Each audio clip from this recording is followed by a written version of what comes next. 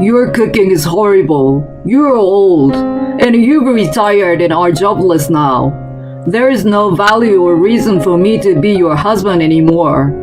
I did such a good job being with you.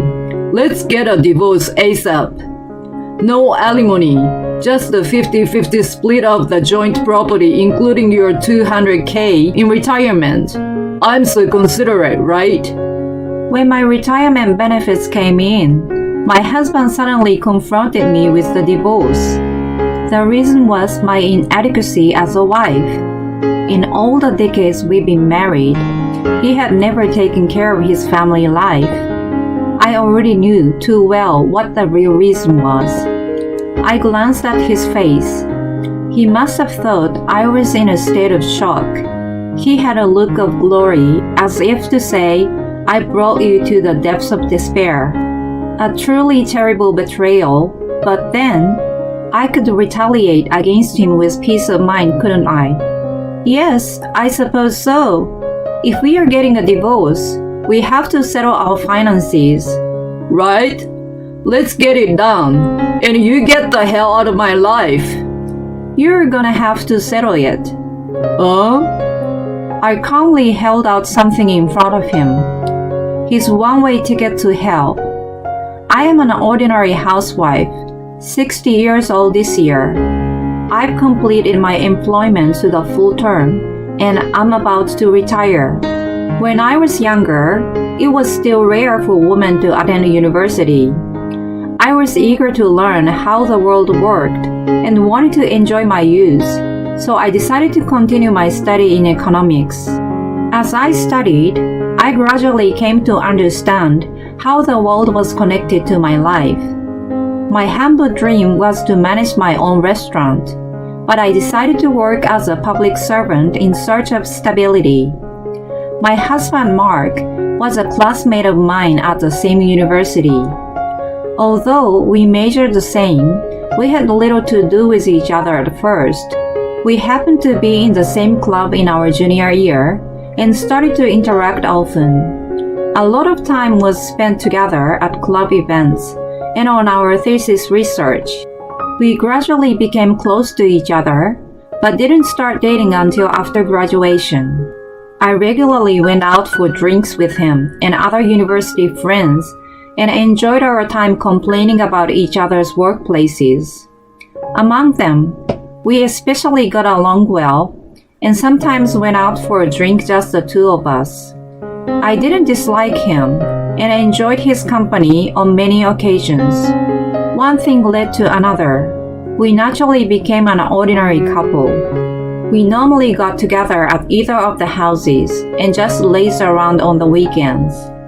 I used to cook something simple, and we ate it together or went to a fast food chain. Occasionally, we splurged a little and enjoyed eating at a nice restaurant. Every summer and winter holiday, we took a trip abroad or to other parts of the country. After 5 years of dating, we decided to get married. I was turning 30, a milestone year for me. I thought it was the right time, and we both agreed it was a good time to start a family. 2 years after our marriage, our long-awaited daughter Maggie was born. It was my first experience with pregnancy and childbirth, and I had a lot of worries. Even so, Mark seems to be taking it much easier. I wasn't pleased with him, but managed to put up with his nonchalance in silence. Behind the scenes, there was my sister Stephanie. About the same time I graduated from university, our parents passed away. She got a job right out of high school, and I was already employed, so we were financially stable. We both loved our parents and supported each other through hard times. We lived about a 10 minutes walk apart, and if something happened to either of us, we ran to each other immediately. She was unmarried and not dating anyone. She had a pessimistic view of a relationship as a result of having numerous scumbag boyfriends after high school. The first guy she dated was quite a playboy, who cheated around on her. He had borrowed money from a loan shark under her name and went on a spree. Thanks to him, she still carried distrust and avoided meeting men. She understood me well. When I told her I was pregnant and struggling, she cared for me more than anyone else and came over every day to help me with the housework. Mark had an old-fashioned idea and refused to do any chores. I was working and doing housework while my morning sickness was so bad. I was totally exhausted until I went on maternity leave. Stephanie really helped me throughout, and I was able to deliver without any problems. Mark was present at the birth, and we were able to share the excitement. However, he abandoned childcare after that. On top of it, he complained about dinner being late and his lack of sleep from a crying baby. He became grumpier by the day. I was grateful for Stephanie, who was coming to help me on those days after work. She also loved kids and took care of Maggie as well. She and Mark got along well, and she was very good at handling his bad mood. "Oh my God, Mark, what are you talking about? Drink, drink, drink." Oh yeah? I will take your word for it and have some. I felt I had managed to keep things going because she was there for me through all the hard times. It was hard to balance housework and childcare every day, but just like when we were dating, we kept the tradition and traveling in summer and winter. That was my motivation to push myself hard. Fortunately, Maggie grew up healthy. I was relieved that she was able to enter the university of her choice. She went on to study Spanish at the university. She loved traveling abroad and wished to find a job that she was passionate about. She looked for something she could keep training her skill. After graduation, she became a translator at a trading company. She assisted in translating difficult documents, and I couldn't help but be a proud parent. She was finally on her own, and I was approaching my retirement age. I had saved enough money and would receive a large sum of retirement fund. Since I was going to have a lot of time, I wanted to try something new. In the meantime, I noticed something strange. Mark was coming home late those days. Usually, he returned within an hour after he got off of work, but he started coming home at around 10 or 11 p.m. He ate out more often than usual as well. I've been in a slightly better position these days, and I'm going out to entertain my clients. That's why I'm coming home late. I'm about to retire, so it's kind of a last push. I was skeptical that his company was entrusting such an important job to someone so close to retirement. He sounded quite happy about it, so I let it go without questioning him. Later, I asked Stephanie when she came over. "Mark has been coming home late lately. He says he's taking out his clients. Could it be that he's having an affair just before he turns 60? Don't be ridiculous. I'm sure he's just putting in his last effort, as he says. I know him well too, but he doesn't have that kind of energy anymore, does he? You must know it better than anyone." I was probably overthinking. I imagined a carefree life together when we retired and wanted to enjoy going out like we used to. I didn't want to believe that he was cheating on me at that point and pushed the thought to the back of my head. One day, while all this was going on, I got a call from Maggie. "Mom, you like to drink, don't you? I found a stylish bar the other day. Let's go together." "Of course it's on me, so don't worry." "Wow, you sound so adult now. I will take your word for it. Let's go." I was so happy to hear her all grown up and decided to take the rare opportunity. A few days later, we met for drinks. I knew at a glance that it was the kind of trendy place she liked. It was a cafe bar that mainly served craft beer and wine. The chef, who was well-versed in both American and French cuisine, offered a wide range of dishes.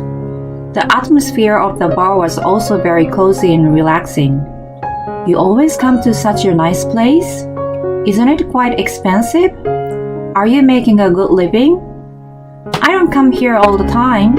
I only come here on special occasions like tonight. Besides, it's not that expensive. We joked around, enjoying our first outing together in a while. She recently found a boyfriend. He worked at the same company as her and sounded like a prominent employee. Finally, being able to talk about things like this with her moved me deeply, and I almost cried. Then I witnessed a shocking scene. When I went to use the restroom, I saw Mark sitting at the counter. The person sitting next to him was Stephanie. I wondered why he was there with her. He was supposed to be taking his client out that night.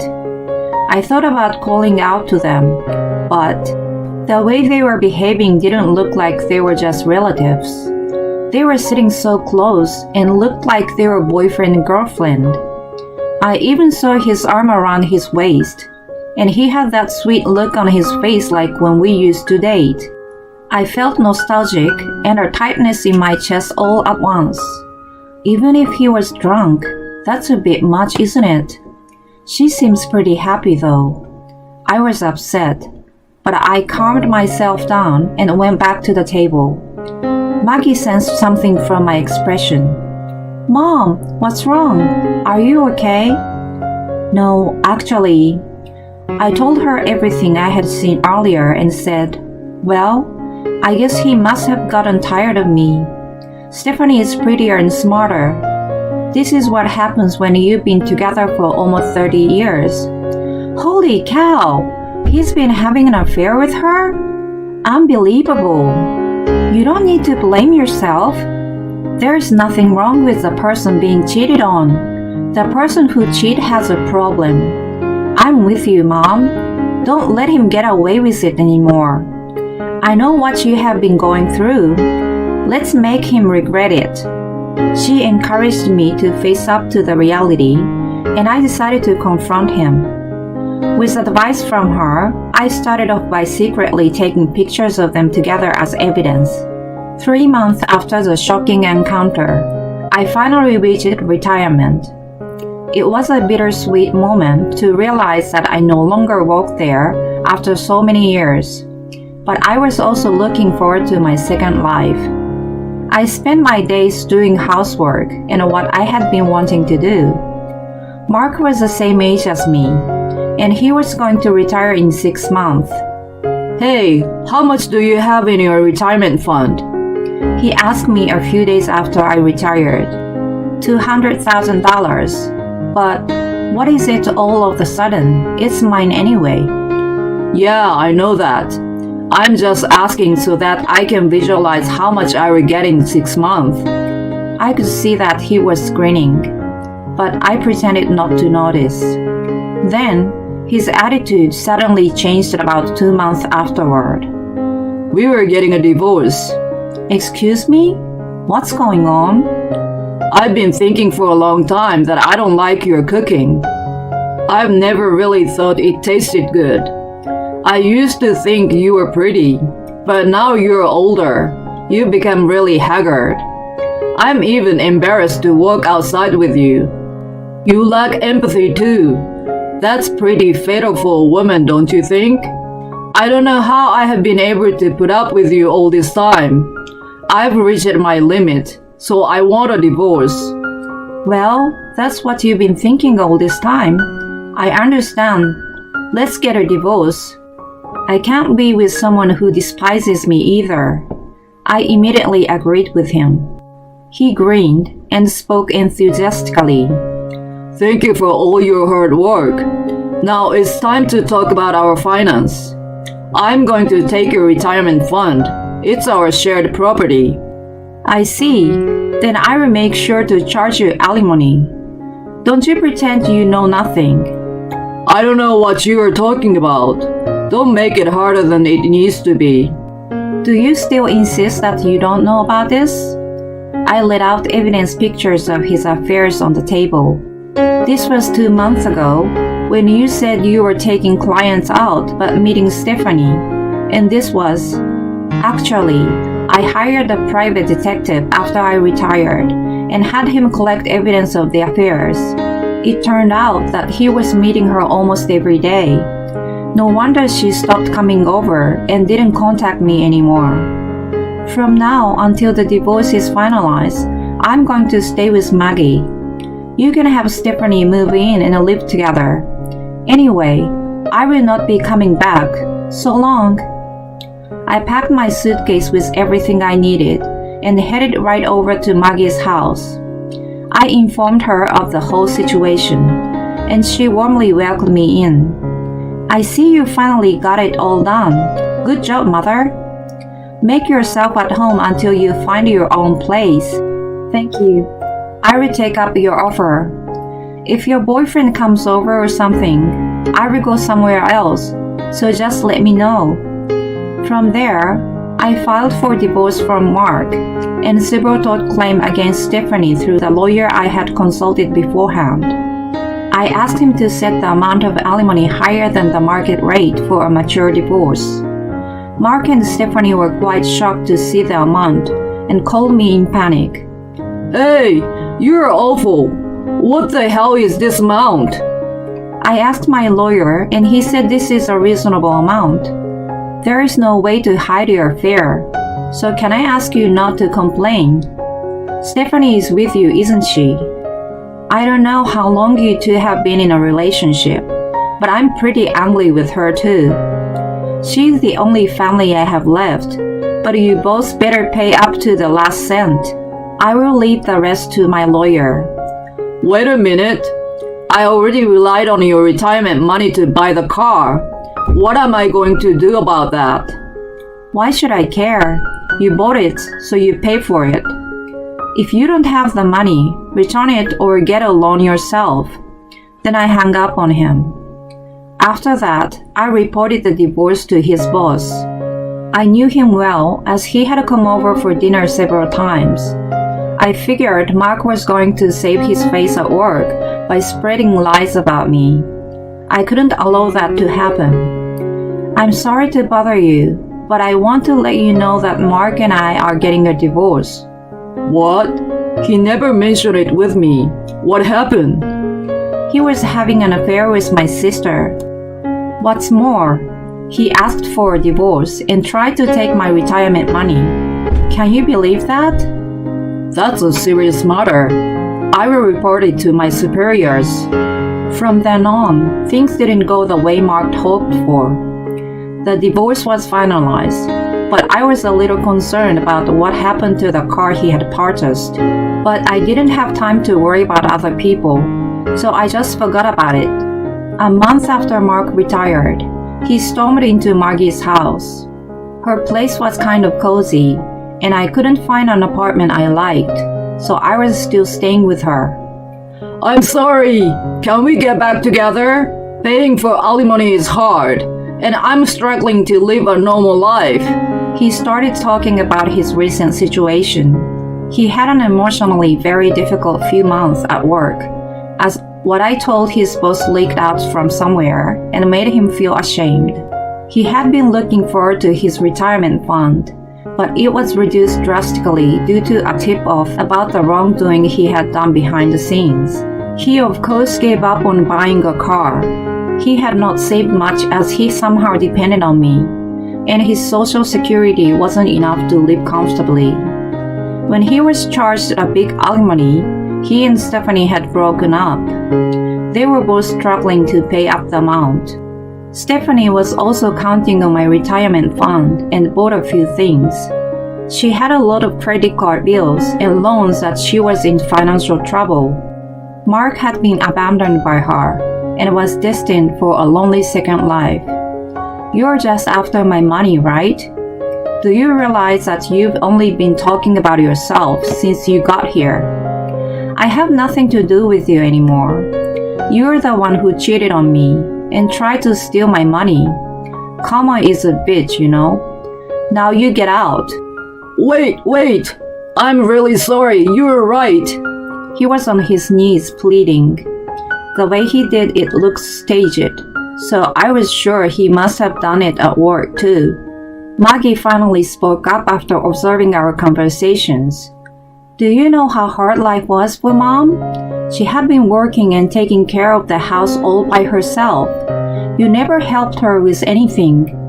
If she said something, you got cranky, so she kept quiet. I always thought you were an asshole. To top it all off, you cheated on her and tried to rob her. I just can't believe it. And now you ask her to get back together because you need the money. Can you humiliate yourself even more? I never want to see your face again, you traitor. Being told this much by his daughter mortified him that he left in a miserable state. I'm completely freed from Mark now that I'm enjoying a comfortable second life. I found a perfect apartment for myself and have been throwing home parties with my ex-coworkers and friends. Thanks to my retirement fund and alimony, most of my financial problems have been solved, and I live my life without being tied down by money. I feel like my relationship with my daughter is better than before. I was recently introduced to her boyfriend. He is a nice young man, just as I had imagined. I feel I could trust him with her for the time being. They even take me on trips when they get time off. I guess she doesn't want me to feel lonely, and she says it's her time to pay me back. If there's one thing I can wish for from her, it is to see my grandchildren as soon as possible. I will wait patiently for her to reach that phase. Now that I've settled down, I'm starting to fulfill a dream I had when I was young, to run a small cafe. My second life has just begun.